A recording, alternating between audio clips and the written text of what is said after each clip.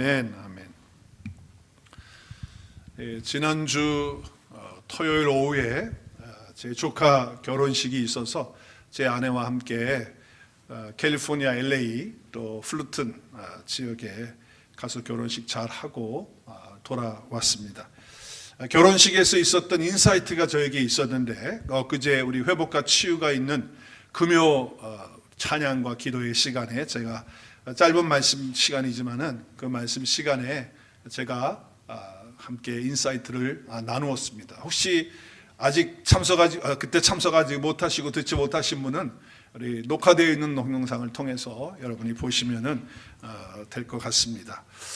지난 주일 예배는 제가 서부와 동부의 시간이 3시간 차이가 나잖아요. 그래서 여기 11시면 서부는 몇 시입니까? 계산이 잘 안 되시나요? 8시, 아침 8시입니다. 그래서 아침 8시에 제가 온라인에 들어가니까 우리 교회 이제 예배가 시작이 되는 거예요. 그래서 예배 함께 집사람하고 참여하면서 함께 찬양하고 이렇게 했습니다. 그리고 온라인 예배를 마치고 난 다음에 이제 현장 예배를 가야 되겠죠. 왜냐하면 제 첫째 딸, 둘째 딸 LA 있고 또 셋째 딸도 같이 갔거든요. 그래서 세 딸들이 같이 다 모인 거예요. 정말 오랜만에 이게 모였고, 또 세 딸의 그 남자친구들 셋이 또 다 왔어요. 예비사위들이. 그래서 함께 이제 8명이 이제 현장 예배를 가기 위해서 첫째 딸, 둘째 딸이 다니고 있는 그 LA 한복판에, 한인타운 한복판에, 다운타운에 가까워요. 그 한복판에 있는 오아시스 교회에 함께 2부 예배, 10시 반 예배를 갔습니다. 이제 파킹도 어렵고 힘들어요, 거기. 그래서 이제 그 교회에서 렌트한 2블락 떨어진 도에 가서 이제 파킹하고 이렇게 들어가는데, 교회 입구를 가는데, 교회 입구에 사람들이 줄을 쭉 서져 있는 거예요. 그 길거리 쭉 길이 서 있어요. 그래서, 무슨 교회에 일이 있어서 저렇게 줄을 서 있나, 아니면 사람들이 많아서 그런가? 왜 이렇게 줄을 서 있지? 생각을 했어요. 그랬더니 나오시는 분들이 있으니까, 1부 예배 끝나고 이제 2부 예배 사람들 들어가는 기다리고 있는 중이구나, 이렇게 생각을 했어요. 그리고 가서 줄을 서 있는데, 아이들하고 쭉 같이 줄을 서 있는데, 앞에서 보니까 몇 사람이 몸 검색을 하는 거예요. 몸 검색. 한 사람 몸 검색. 그리고 가방을 다 열어가지고 가방 검사를 다 하는 거예요. 그리고 패스가 되는 사람들은 들어가는 거예요. 뭘 검사하는 걸까요? 네, 총기. 워낙 LA에는 총기 사고가 많이 나는 곳이고, 또 미국 지역에서 교회에서도 총기 사기가 있었고 그랬잖아요. 그러다 보니까 그 교회는 이제 다운타운하고 가깝고, 또 한인타운의 한복판에 있는 다민족 교회였습니다.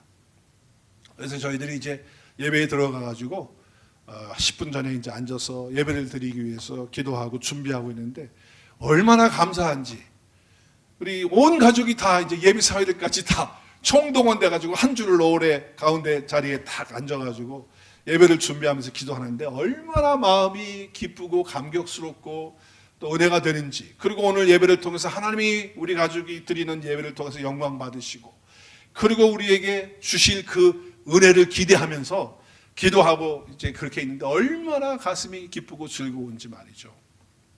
이루 말할 수가 없는 감격의 그런 시간이었습니다. 예배를 이제 드리려고 이제 하는데 시간이 다 돼가니까 화면이 뜨면서 카운트다운을 하더라고요. 2분부터 1초씩 줄어드는 거예요. 2분 남았다는 거예요. 예배 시작 2분. 그래서 시간이 짜가락 떨어지면서 결국 마지막에 제로가 딱 되니까 앞에 불이 켜지면서 찬양팀들이 쭉 나와서 찬양을 이제 하면서 인도하시는 분이 찬양 인도를 멘트를 하면서 시작하시는 거예요. 그래서 그분이 한 2곡을 찬양을 부르시는데 정말 파워풀 있게 막 찬양을 그렇게 하시더라고요. 그런데 다 일어나서 찬양을 하는 거예요. 여러분, 찬양 시간이 몇 분 정도 됐을 것 같습니까? 10분? 15분? 20분? 30분? 몇 분 정도 됐을 것 같아요, 찬양 시간. 저희들은 오늘 찬양 몇 분 불렀을까요? 20분 불렀어요, 저희 찬양? 40분을 서가지고 찬양을 불렀어요. 40분을. 그런데 특이한 건 뭐냐면, 찬양팀들이 5명이 앞에 이렇게 쭉 서 있고, 뒤에는 또 이제 찬양하시는 성가대 같이 이렇게 있는 분들이 있었는데, 하여튼 앞에 찬양하시는 분들 한 분이, 이쪽에 있는 분이 인도를 시작을 했어요. 한 2곡 정도를 계속 파워풀하게 인도를 하더라고요. 그러더니 또 이쪽에 있는 남성분이 또 인도를 하는 거예요. 한 두 곡을 계속 찬양을 리피트하면서 멘트하면서 찬양 인도를 해요.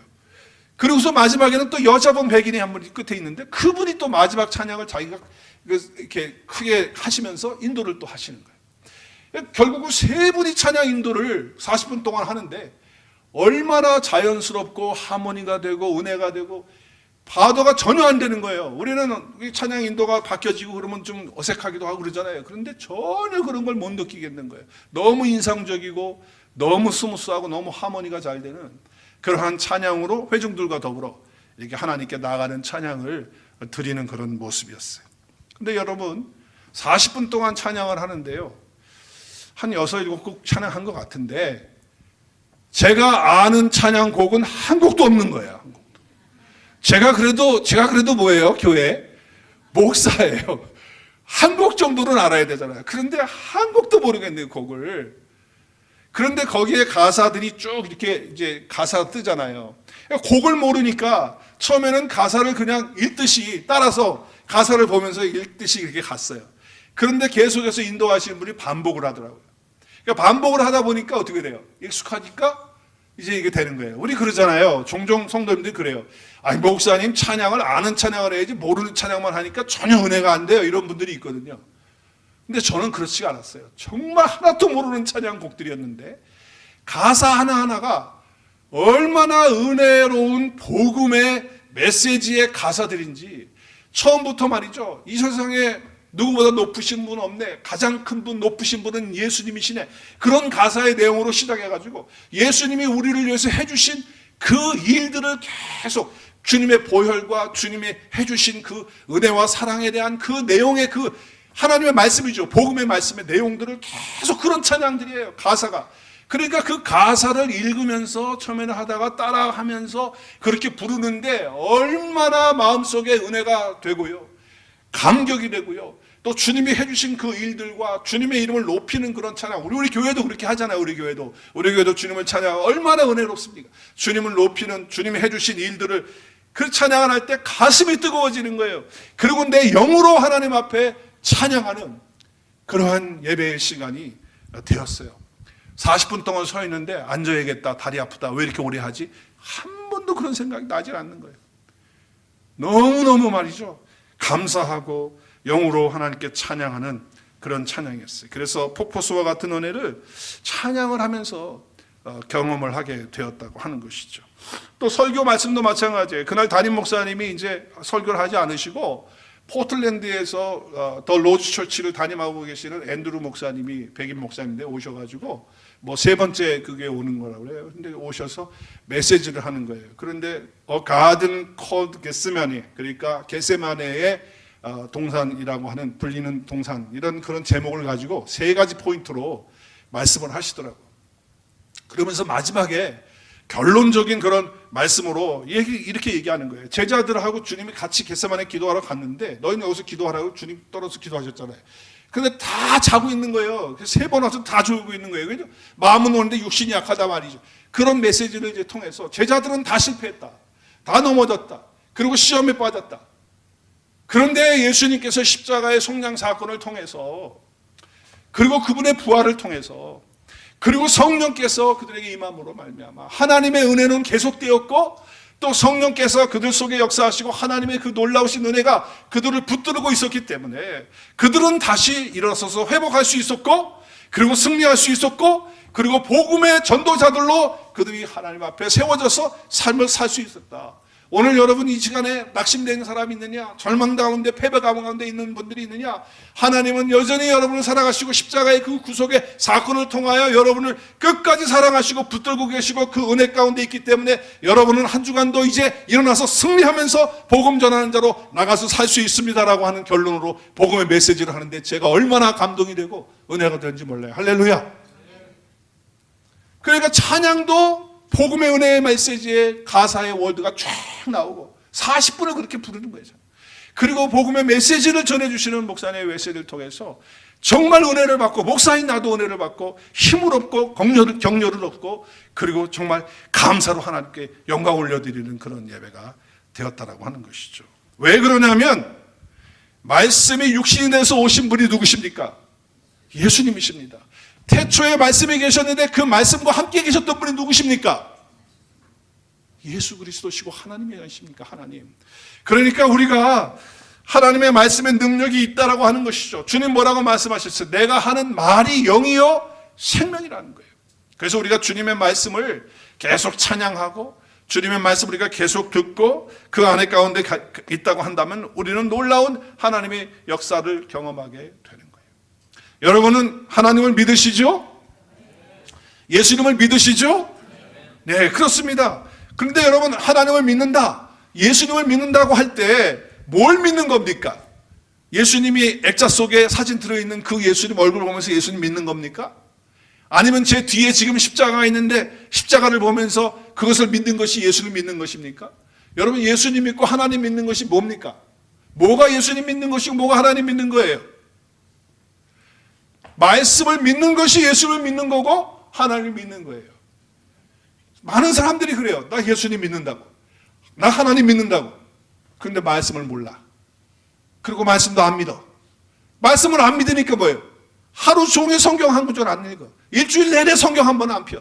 그리고 예수님 믿는다고 그래. 하나님 믿는다고 그래. 뭘 믿는 건데요? 그러니까 여러분, 예수를 믿는다고 하면서 말이죠, 그 내용, 하나님의 말씀에 대한 내용을 믿는 것인데 그 내용을 믿지 않고 그걸 모른다고 한다면 뭘 믿는다는 거예요? 자기 생각 속에 만들어 놓은 어떤 신적인 그런 존재? 그분을 갖다 예수님이라고 명칭하고 하나님이라고 명칭한다고 한다면 이거 상당히 위험한 거예요. 이거는 샤머니즘이고 미신이 되는 거라는 거예요. 여러분 꼭 기억하십시오. 예수님을 믿는다는 것은 뭐예요? 성경 말씀 내용을 그대로 믿는 거예요. 여러분, 예수님 믿으세요? 그럼 뭘 믿는 거예요? 하나님 말씀을 그대로 믿는 거예요. 그래서 성경을 믿는 사람들은 매일 성경을 들어요. 예수를 믿는 사람은 그렇기 때문에 매일 말씀을 읽어요. 왜? 예수를 믿기 때문에. 예수님을 사랑하기 때문에. 그렇게 되는 거예요. 그리고 공부하고 묵상하고 그렇게 하는 거예요. 왜냐하면 예수님을 믿기 때문에. 자, 우리는 2주 전부터 우리 교회의 표인 믿음으로 살아가자라고 하는 것이 1년의 표인데, 제가 이 표의 말씀을 시리즈로 이제 말씀을 한다고 했어요. 그 5번에 걸쳐서 시리즈로 하겠다고. 시리즈는 그 밑에 있는 예배의 자리에서, 말씀의 자리에서, 기도의 자리에서, 능력의 자리에서, 섬김의 자리에서 우리가 어떻게 믿음으로 살아갈 것이냐라고 하는 것을 함께 하겠다 그랬어요. 그래서 지난 시간에는 예배의 자리에서 우리가 어떻게 믿음의 삶을 살아갈 것인가를 함께 나누었고, 오늘은 이제 2번째 시간으로 그러면 말씀의 자리에서, 내가 믿고 있는 이 말씀의 자리에서 어떻게 믿음으로 살아갈 거냐라고 하는 것을 함께 나누면서 적용하기를 원합니다. 어떤 장로님은 말이죠, 예수님을 믿기 때문에 성경을 믿고 성경을 사랑하는 거예요. 그래서 그분은 특별히 성경을 계속 읽으시면서 복음의 은혜로운 그런 메시지가 있잖아요. 말씀이 있잖아요. 그런 말씀을 줄을 치는 것뿐만 아니라 자기가 노트를 가지고 와가지고 노트에다가 그 말씀들을 다 적으시는 거예요. 싹 적으셔.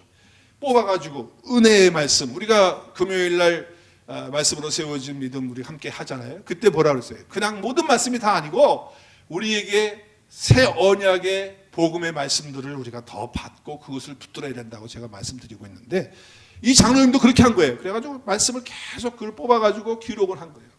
기록할 뿐만 아니라 그것을 되새기고 암송까지 하는 거예요. 근데 그것을 성도님들이 알게 됐어요. 우리 교회 장로님처럼 성도님들이 알게 됐어요. 알게 돼가지고, 장로님, 아니 왜 성경을 그렇게 열심히 기록하는데 전부 기록하는 것도 아니고 골라서 그렇게 쓰시고 기록하시고 그리고 그걸 암송하시고 이렇게 하시는 이유가 뭡니까? 이렇게 물으실 거예요. 장로님 대답이, 언젠간 내가 눈이 나빠서 성경을 읽지 못하는 그런 시간이 올 것 같은데, 그렇게 되면 내가 그동안 기록하고 마음에 새겨놓고 암송했던 말씀들을 계속 되새기면서 그렇게 살다가 하나님 나라에 가야 될 것 같아서 그런 마음으로 그렇게 한다라고 하는 말씀을 했어요. 물론 요즘에는 듣는 성경이 프로그램으로 잘 나와 있기 때문에 사실 우리가 뭐 충분히 다 할 수 있는 그런 것들이 되지만은 뭐 그 당시에는 그렇게 되지 않았던 것 같아요. 그리고 그 장로님은 그렇게 하겠다고 하는 그런 마음을 가진 거죠. 그리고 또 그분이 뭐라고 말씀하시냐면 이렇게 말씀하시는 거예요. 하나가 더 있는데 내가 세상 떠날 때 다른 생각은 다 잊어버려도 하나님의 말씀은 내가 잊어버리지 않고 천국에 들어가야 되지 않겠느냐. 만약에 혹이라도 내게 치매가 온다 할지라도, 치매가 오면 누구를 못 알아보고 뭐 정신없는 소리 하고 그러잖아요. 그런다 할지라도 나는 하나님의 말씀을 잊지 않고 붙들기 위해서 그렇게 기억에 두고 그리고 마음에 두고 암기하고 묵상하고 그렇게 한다라고 하는 말씀을 하셨어요. 얼마나 아름다운 일인지 모르겠어요. 성경을 읽어서 또 들어서 공부해서 암송해서 묵상해서 우리가 갖는 것이 뭡니까?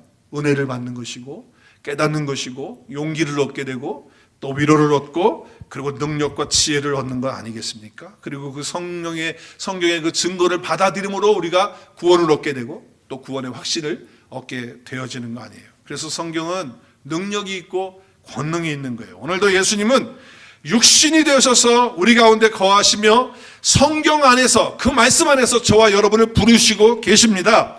어느 분은 그렇게 말씀하셨어요. 하나님은 그렇기 때문에 그의 성경인 말씀 안에서 우리를 기다린다.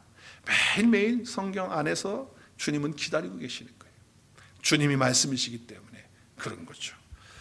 그래서 우리는 성경 말씀 안에서 주님을 만나고 그리고 성경을 통해서 구원을 얻고 성경을 통해서 하나님이 주신 모든 축복들을 받아 누리게 되어지는 것입니다. 할렐루야. 그러니까 많은 사람들은 금보다도 더 귀한 것이 하나님 말씀이다 이렇게 고백하잖아요. 금보다 더 귀하다는 게 뭐예요? 돈보다 더 귀하다는 거예요. 돈 버는 일에는 얼마나 우리가 열심히 합니까? 그런데 정작 하나님의 말씀에 대해서는 관심이 없다 그 말이죠. 그런데 성경의 저자들은 금보다 은보다 주님의 말씀이 더 귀하다라고 이렇게 말하고 있어요. 그리고 송이 꿀보다도 더 달다고 더 맛있다고. 우리는 아틀란타에서 어떤 식당이 오픈해가지고 어떤 음식이 맛있다고 하면 어떻습니까? 여러분은 한번 가봐야지 그런 마음으로 열심히 돈 벌어가지고 거기 가보지 않아요? 얼마나 맛있는지. 우리는 그만큼의 말씀에 그런 사모함이 없는 그런 자리에 있지 않나 우리 돌아봐야 돼요. 정말 어떤 맛있는 음식보다도 더 말씀을 사모해야 될 줄로 믿습니다. 말씀은 예수님이기 때문에 예수를 믿는다는 것은 뭘 믿는 거예요? 예수를 믿는다는 걸 뭘 믿는 거예요? 말씀을 믿는 거예요. 그래서 주님을 믿고 주님을 바라보는 사람들은 당연히 말씀을 가까이 하게 되고 말씀을 사모하게 되는 거예요. 그러면 어떻게 되느냐? 말씀 대신 예수님이 그 사람을 어떻게 한다고요? 터치해 주시는 거예요. 만져주신다. 저는 장로교회에서 태어났어요. 그러니까 어머니 아버지가 장로교회에서 결혼하셨고 그리고 나는 어머니 뱃속에서부터 장로교회를 다닌 장로교인이에요. 그래서 쭉 장로교회에서 신앙생활을 해왔어요. 그러다가 어느 순간에 제가 예수님 만났잖아요. 인격적으로 예수님 만나고 내가 변화되면서 장로교인이 아닌 다른 교회에 다니시는 다른 교단에 있는 사람들도 어울리게 되고 만나게 되고 교제를 하게 됐어요. 근데 그 사람들이 내가 장로교에서 듣지 않았던 표현들을 많이 하는 거예요. 그 가운데 무슨 표현을 하냐면 나는 주님이 만져주시는 그런 터치를 경험했다는 거예요. 그 하나님이 나를 터치하셨다는 거예요. 근데 저는 한 번도 그 전까지 그런 얘기를 들어본 적이 없어요. 그러니까 좀 들을 때 당황하기도 하고 이거 내가 예수 믿는 거는 난 잘못 믿는 건가? 대체 터치한다는 게 뭐야? 예수님이 터치하셨다? 하나님 만져주셨다는 그게 뭔가 궁금하기도 하고 내가 정말 예수님 잘 믿는 거 있는 건가 하는 그런 생각도 하게 됐어요. 그래서 그렇게 말씀하시는 분에게 한번 물어봤어요. 몇 분에게 물어봤어요. 터치 하시는 분에게 주님이 터치하셨다는데 그게 뭐냐고 물어봤어요. 그랬더니 답을 해줘요. 답을 해주는데 뭐 터치 하면서 설명을 하긴 하는데 뭐 제대로 내 속 시원하게 무슨 답을 주지를 못하더라고요. 그러던 중에 어느 분에게 또 물어보니까 그분이 조금 뭐예요? 답을 주시는 것 같은 그런 앤서를 하셨어요. 그게 뭐냐면 하나님이 우리를 터치하신다고 하는 것은 우리의 마음을 만지시는 것이고 그리고 우리의 영을 터치하시는 거다. 그러니까 결국은 하나님 앞에서 내가 은혜 받았다라고 하는 그런 표현하고 같은 표현이더라고. 그게 그 표현이더라고요. 그래서 주님의 터치를 경험한다는 것이나 은혜를 받았다는 것이나 같은 말이 아닌가라고 하는 거예요. 그럼 나도 그런 체험이 있는 것이 아니냐 말이죠. 여러 번 터치를 경험한 적이 있어요. 저도 그걸 깨닫죠. 은혜를 늘 받고 사니까요. 주님이 나를 만지셨다. 주님께서 나를 터치하셨다. 자, 그러면 주님이 어디를 터치하시냐 말이에요. 어디를? 예, 우리의 마음을 터치하고 우리의 영을 터치하시는 거예요. 그래서 감정도 터치하세요. 그러니까 스피릿, 우리의 영을 터치하실 뿐만 아니라 우리의 감정도 터치하시고, 물론 감정만 만지시는 분은 아니세요. 우리의 영을 만지시는 과정 속에서 우리의 감정이 터치가 되는 거죠. 그래서 우리의 생각이 바뀌고 또 우리의 영의 새로운 힘과 그런 능력을 공급받는 거예요. 그래서 여러분, 이 주님이 터치하실 때 찬양을 통해서 우리를 터치하시고 은혜를 주시는 경우가 많잖아요. 우리 교회 성도님들도 저에게 몇 분이 그런 말씀하시더라고요. 찬양을 통해서 하나님이 은혜를 너무 주신다. 너무 감사하다는 거야. 찬양만 나오면. 그래서 저도 그래요. 찬양 속에서 얼마나 많은 은혜를 받는지 몰라요. 그 가사의 내용 속에서 그러하죠. 저도 많은 찬양들 가운데 은혜를 받는 찬양이 있는데, 찬송가 539장에 보면 이 몸의 소망이 무언가라고 하는 찬양이 있어요. 근데 거기에 4절에 보면 바라던 천국에 올라가 하나님 전에 앞에 배울 때 어떻게 배냐? 구주의 의를 힘입어 어여치 그 앞에 서리라. 저는 그 찬양을 가사를 부를 때마다, 지금도 제가 이 고백을 하고 있는데 제가 감동이 와요. 막 은혜가 와요. 막 눈물이 날라 그래. 왜냐하면 나 죄인이었잖아요. 죄와 사망 가운데 있던 자예요. 근데 예수님 때문에, 예수님이 해주신 일 때문에 내가 죄인에서 어떻게 됐어요? 의인이 됐잖아요. 그래서 의인이 돼서 누구 앞에 서요?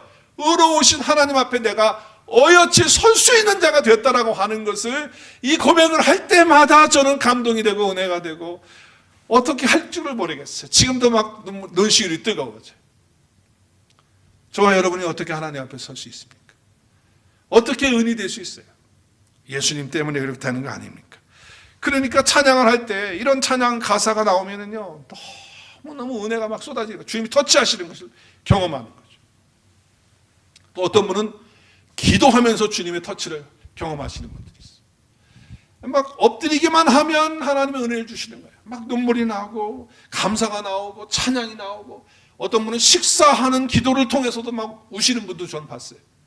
그러니까 기도 때마다 하나님의 은혜를 주시고 터치해 주시는 그런 분이 있어요. 어떤 분은 하나님께서 그에게 기적이나 이적과 능력을 통해서, 아니면 병 낫는 것을 통해서, 성령의 은사들을 통해서 그를 터치하시는 그런 경우가 있죠.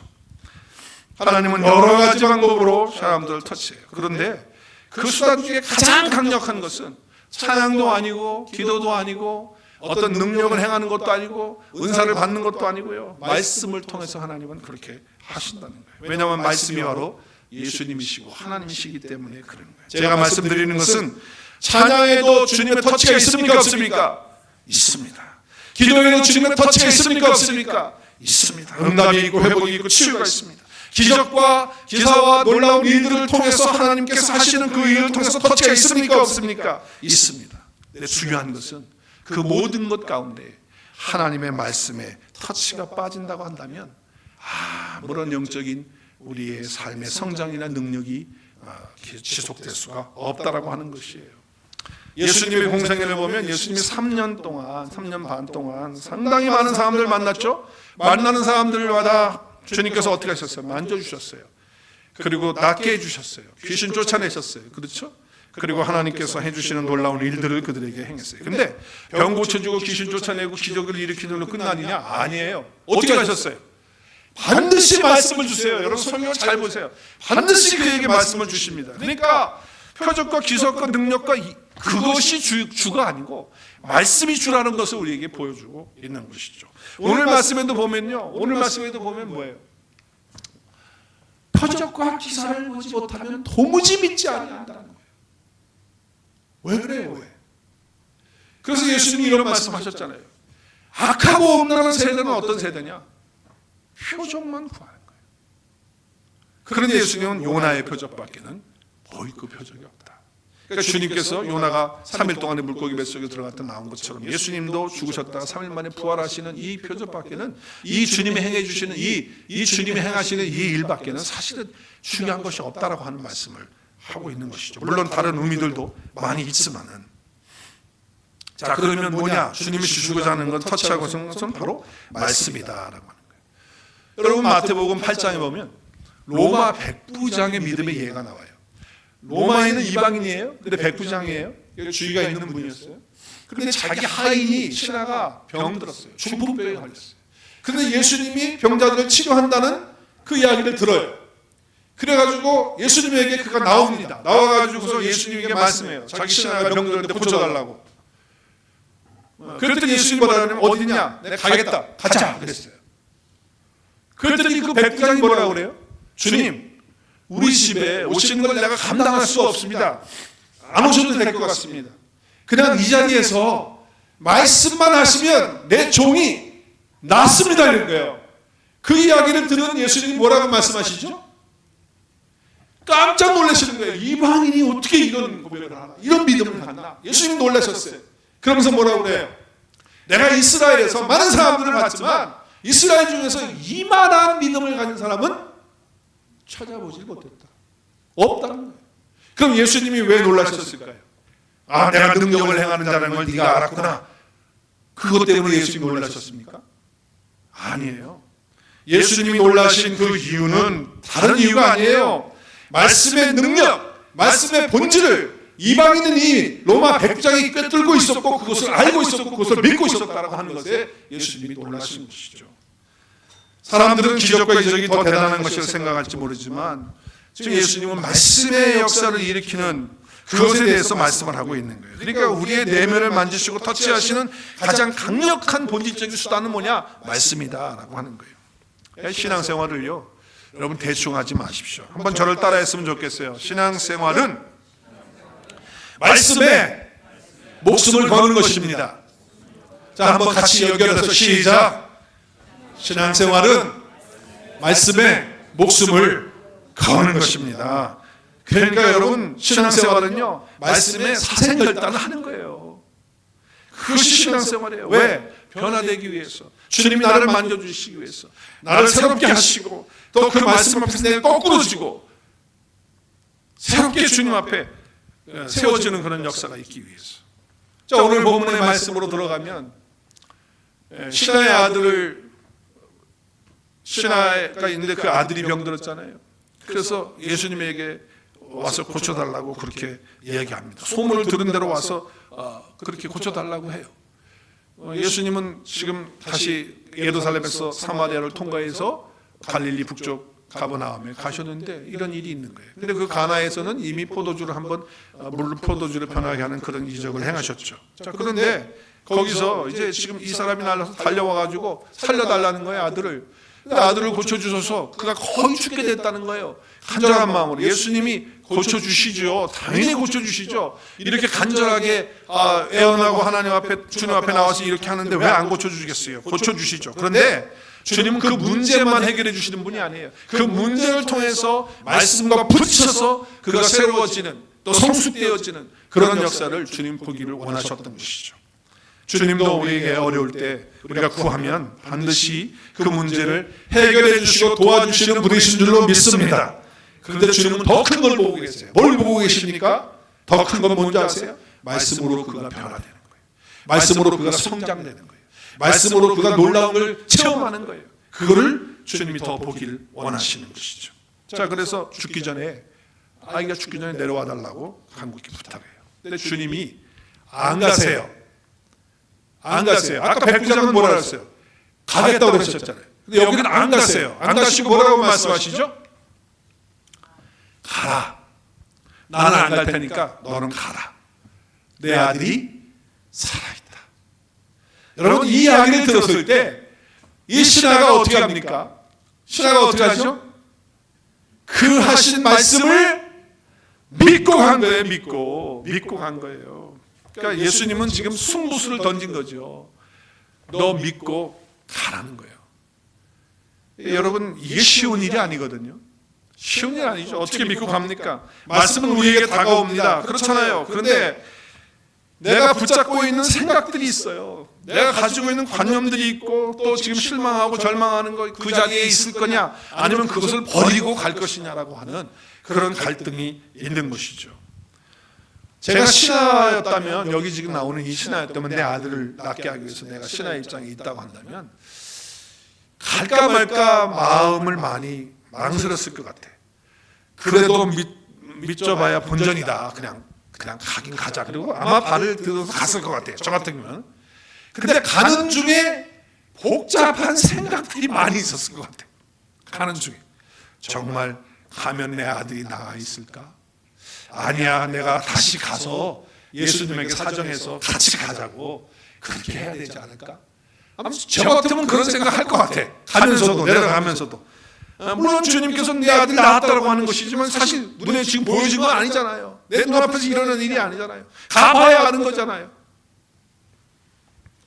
그러니까 말씀과 부딪히는 그런 삶이에요. 그러니까 지금 희미하지만 그 하나님이, 주님이 주시는 그 말씀을 붙들 것이냐, 아니면 명백하게 지금 앞서서 다 죽어가고 있는 아들의 그 현실을 붙잡을 것이냐 라고 하는 그런 갈등이 있을 거예요. 이때 우리는 말씀의 자리에서 믿음으로 살아가야 되는 것이죠. 그럼 어떻게 믿음으로 살아가면 되는 것입니까? 어떻게? 오늘 말씀해 보니까 믿고 가는 거예요. 이건 맡기지 않으면 할 수 없는 일이죠. 맡기지 않으면 못하는 거예요. 그래서 말씀의 자리에서 믿고 간다라고 하는 것이죠. 여러분, 우리가 정말 믿음 안에서 또 믿음으로 살아가는 데 있어서 특별히 하나님께서 주신 그 말씀이 나에게 주어졌을 때 오늘 이 신하처럼 또 백부장처럼 그 말씀을 믿고 그대로 믿음으로 행동으로 옮기는 그런 역사를 통해서 하나님의 영광과 역사를 체험하는 저 여러분 될 수 있기를 바랍니다. 그런 역사가 우리 삶 가운데 일어나야 되죠. 자, 그러면 어떤 일이 일어납니까? 이제 그 다음부터는 감동의 역사가 일어나요. 어떤 역사가 일어납니까? 가다가 자기 종들을 만나게 되잖아요. 그럼 만나는데 어떻게 됩니까? 만나게 되니까 다 나았다는 거예요, 아들이. 그래가지고서 그럼 보통 아버지 같으면 야, 그럼 정말 괜찮은 거냐? 이렇게 물어봐야 될 거예요. 근데 그거 안 물어봐. 그걸 뭐라 그래요? 낫기 시작한 시간이 언제냐? 그걸 물어봐요. 확인받고 싶은 거죠. 정말 예수님이 하신 일이 맞는지, 그냥 시간 되니까 나은 건지 그걸 알아보고 싶은 거예요. 그랬더니 7시 10개 끝나. 7시는 우리 시간으로 오후 1시인데 예수님이 내 아들이 나았다 하는 그 시간과 똑같은 시간인 거예요. 그 시간에 아들이 10개가 떨어져서 나은 거예요. 그러니까 이 신하가 어떻겠어요? 그 말씀 가운데 부딪히는 과정 속에서 예수 그리스도가 하나님이시고 나의 구원자시고 그리고 이렇게 내 아들을 낳게 하신 놀라우신 하나님이시구나 하는 것을 믿게 되고 고백하게 되어지는 거죠. 자기만 믿습니까? 아니에요. 온 집안 식구들이 다 믿게 되는 거예요. 만약에 내려가지 않았다면, 말씀을 듣고 가지 않았다면, 행동으로 옮기지 않았다면, 믿음으로 사는 그런 삶을 살지 않았다면, 그렇다면 자기뿐만 아니라 자기 집안 식구들도 구원을 얻지 못하는 그런 안타까운 일들이 일어나게 되었을 거예요. 그러니까 여러분, 오늘 우리가 정말 믿음으로 내가 하나님 주신 말씀을 붙들고 현실을 볼 것이 아니라 정말 믿음을 보면서 오늘 이 신하처럼 이렇게 믿고 가는 그런 삶을 통해서, 그런 행함을 통해서 하나님이 행하시던 놀라운 일들을 경험함으로 내가 한 단계 더 믿음이 성장하는 그런 역사가 있어지기를 바랍니다. 그리고 내가 그렇게 함으로 말미암아, 내가 믿음의 삶을 그렇게 삶으로 말미암아 내 주변에 있는 집안 식구뿐만 아니라 나를 알고 있는 사람들이 예수님을 믿게 되는, 저절로 전도가 되는 그런 놀라운 은혜가 우리 가운데 임하게 될 것을 믿습니다. 정말 그렇게 되기를 바라요. 정말 그렇습니다. 오늘 믿음으로 살 때 그의 삶의 결론은 뭐냐? 믿음이 성장한다는 것이고, 그리고 그 믿음의 성장을 통해서 주님을 알지 못하는 주변에 있는, 나와 함께 이 주변에 알고 있는 사람들이 저절로 예수 믿는 자리로 나오게 되고 오늘이 교회로 발걸음을 하게 되는 역사가 있게 될 것을 선포합니다. 우리 같이 이 시간에 기도하는 시간 갖겠습니다.